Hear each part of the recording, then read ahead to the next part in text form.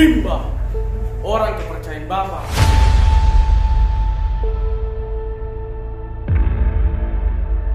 Jika layar sudah berkembang, lebih baik mati di dasar laut daripada balik ke pantai.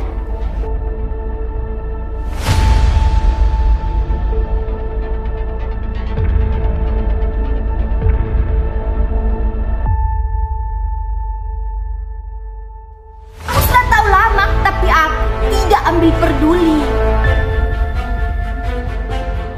Aku tahu, aku lemah, aku tidak punya karaben.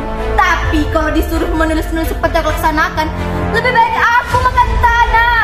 Apa hinanya?